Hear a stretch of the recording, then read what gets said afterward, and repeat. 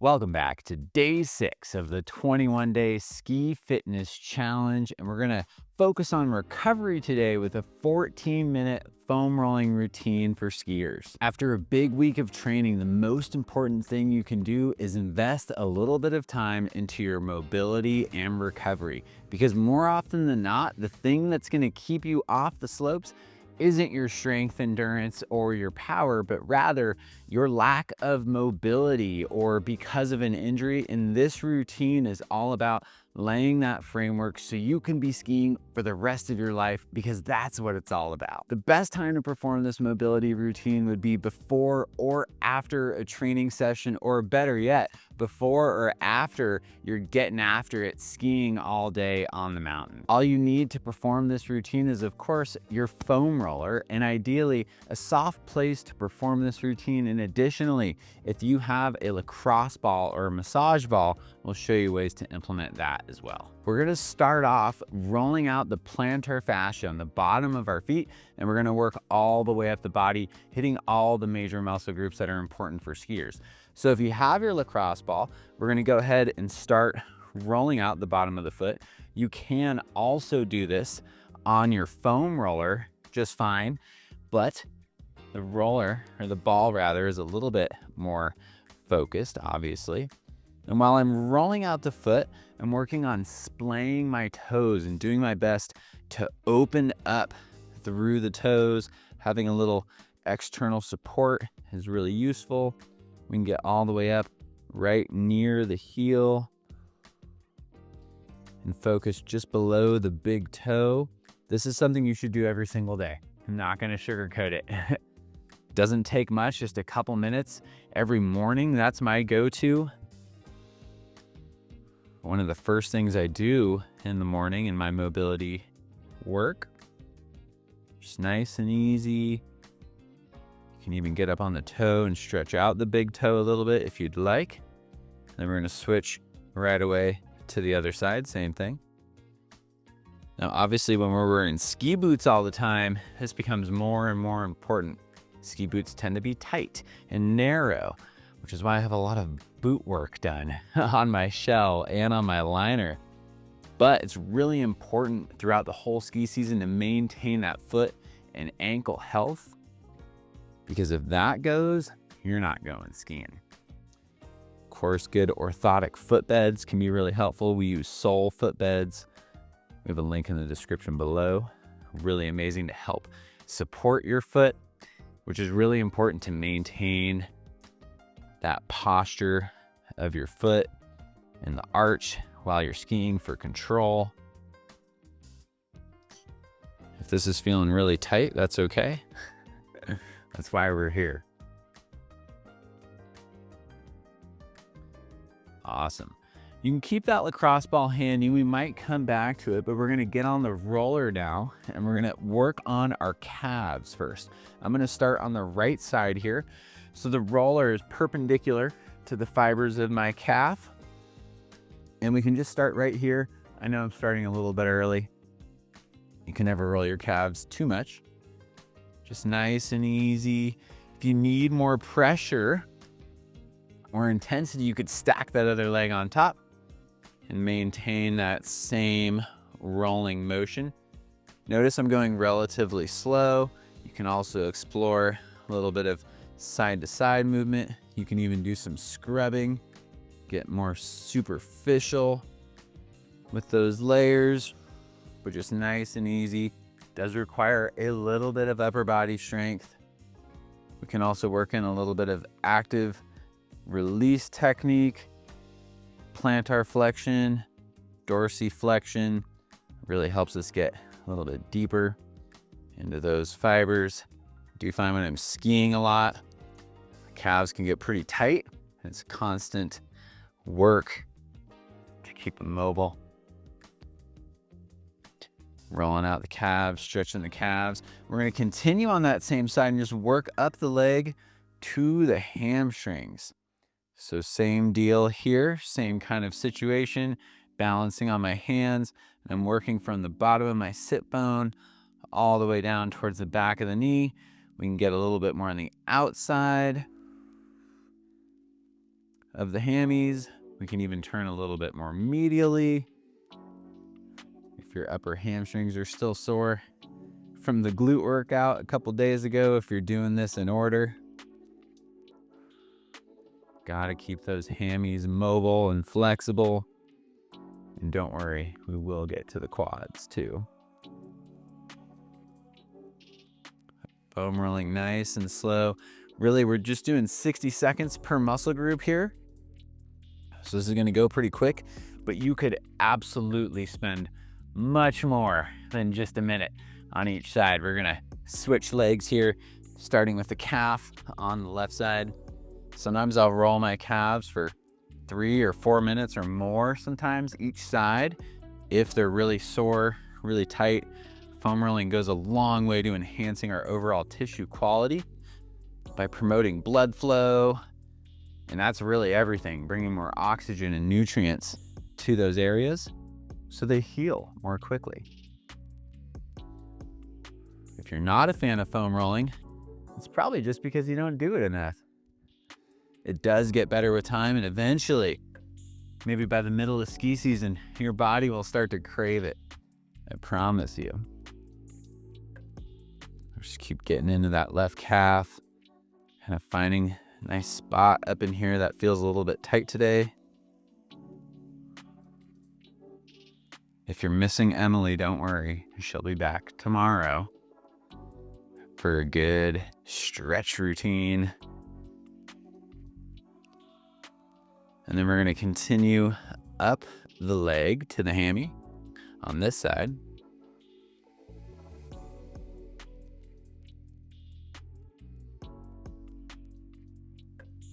Nice, easy rolling.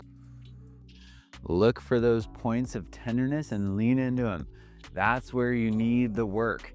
If you're not feeling much there, maybe don't spend as much time there. Where it feels tight, lean into those spots. Make sure you're breathing. Deep breaths. Definitely tighter on the upper left hamstring today. Spend some time up in there. You can rock kind of the whole body side to side. Really, you're not going to go wrong as long as you're staying relaxed and it's not triggering that sympathetic nervous response, meaning we don't want you in fight or flight when you're foam rolling. We're trying to relax the muscles. Nice work. We're going to continue up the posterior chain and get into the glutes. So here, I'm just going to slide onto one side of my hips, rolling out, for lack of better terms, one cheek at a time.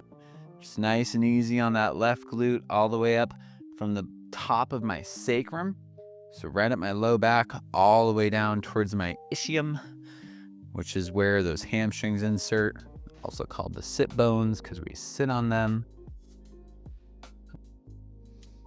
Nice and easy here. If you want more intensity, you can cross over into this figure 4 position. And that's going to put that hip into more external rotation and really stretch out those glutes as we roll them.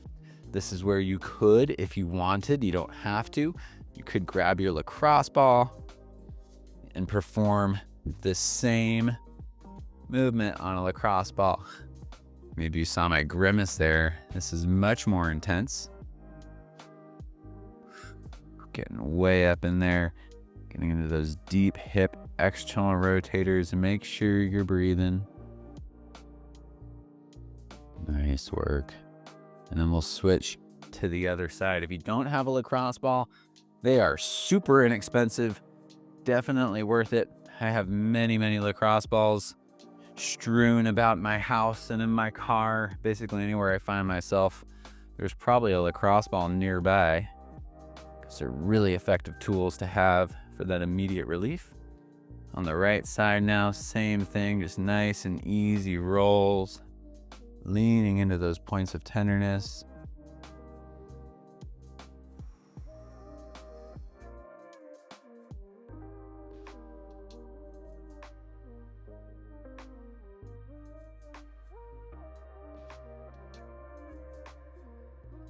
These mobility routines are really key Now, we haven't done a lot of mobility in this first week of the ski fitness training, but rest assured that in all of our ski training programs, we have daily mobility routines embedded in the workout with dynamic warm-ups. We're getting into the quads next. So here we go. I'm in this low plank position and I have my leg again perpendicular to the roller, and then nice and easy, I'm rolling out from just above the knee all the way up towards the hip. So just nice and easy here, and you can experiment. Again, we have 4 quadricep muscles, hence the name quad. We can focus a little bit more on the outside, vastus lateralis. We can come right down the middle, rectus femoris and vastus intermedius. And we can go a little bit more medially onto the VMO, vastus medialis oblique, which we've already talked about this week on day 1 and in our glute workout the other day. So we're really trying to get into the quads here. Deep into ski season, I tend to find myself in this position often because those quads get tight and we need to stay balanced. We're gonna stay on this side and just roll a little bit further up into the hip flexors. Now, your hip flexor isn't one muscle in particular, but rather a group of muscles, some of which are still your quads, but also sartorius and gracilis and a handful of others. But I'm really trying to get just below that iliac crest, that bony prominence, right at the top of your hip there. And we're putting that roller just below it. And this is where we can get a little bit more passive and breathe into it. Trying to open up those hips. I know we talked a lot about the importance of hip flexion, getting the knee behind the hips. This is a great way to elicit more range of motion in deep hip flexion. Definitely feeling the tightness.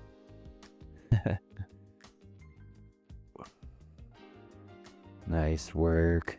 And then we're going to repeat that sequence on the other side, starting with rolling out the quadriceps. So again, I'm in this quasi plank position. This other leg's out to the side, and I'm working on the front of this left thigh. Notice I keep my knee slightly bent. If that knee is fully extended, your quads are actually in their contracted position and they might be less willing to release. So even just a slight subtle bend through the knee. And again, looking for those points that feel tight, that feel locked up and gooey and gummy. That's where we want to dig into it. And we can even do some active release technique here as well by flexing and extending, and then relaxing and releasing. And we can also work in that same tacking motion side to side. So just hip, ooh, got a good pop there. Internal rotation, external rotation, really just trying to mobilize these tissues. That's the goal with today's routine.